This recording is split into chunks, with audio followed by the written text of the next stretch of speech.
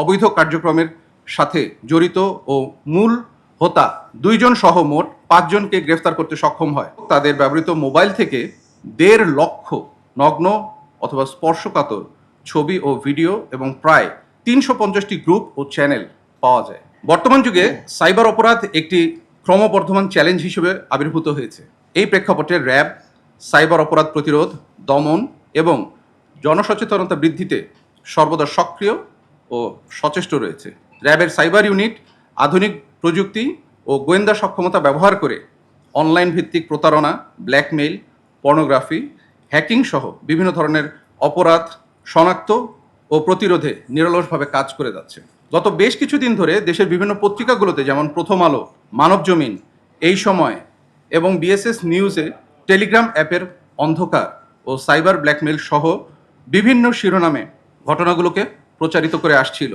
এরই ধারাবাহিকতায় সাম্প্রতিক অনুসন্ধানে একটি সুসংগঠিত সাইবার অপরাধ চক্রের সন্ধান পাওয়া যায়, যারা বাংলাদেশের স্কুল, কলেজ ও বিশ্ববিদ্যালয় পড়ুয়া মেয়েদের টার্গেট করে তাদের ব্যক্তিগত ছবি ও ভিডিও সংগ্রহ, সংরক্ষণ এবং বাণিজ্যিকভাবে বিক্রি করে আসছিল।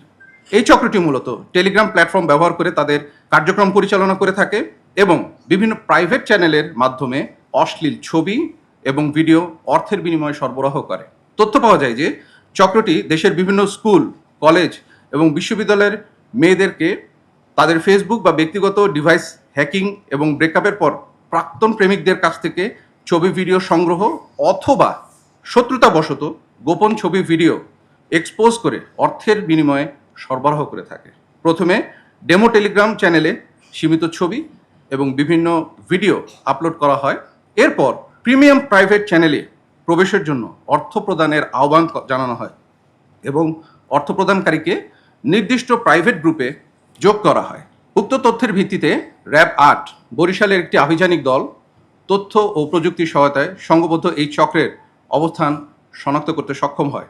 পরবর্তীতে গত 26 এপ্রিল 2026 তারিখে দিবাগত রাতে ভোলা জেলার অভিযান পরিচালনা করে অবৈধ কার্যক্রমের সাথে জড়িত ও মূল হোতা 2 জন সহ মোট 5 জনকে গ্রেফতার করতে সক্ষম হয়। বিকাশ পেমেন্টে 10,000 টাকার বেশি অফার, শপিং চলছে তো। গ্রেফতারকৃতরা হলো মেরাজুর রহমান আরমান ছদ্মনাম মার্কো, বিল্লাল হোসেন অন্তর ছদ্মনাম RDX প্রফেসর, রবি আলম মমিন, আলামিন ইসলাম ওরফে মাহি এবং মোহাম্মদ হাসিব। গ্রেপ্তারকৃতদের নিকট থেকে এটিএম কার্ড, মোবাইল ফোন এবং জাতীয় পরিচয়পত্র উদ্ধার করা হয়। প্রাথমিক জিজ্ঞাসাবাদে ও যাচাই বাছাইপূর্বক তাদের ব্যবহৃত মোবাইল থেকে 1.5 লক্ষ নগ্ন অথবা স্পর্শকাতর ছবি ও ভিডিও এবং প্রায় 350টি গ্রুপ ও চ্যানেল পাওয়া যায়।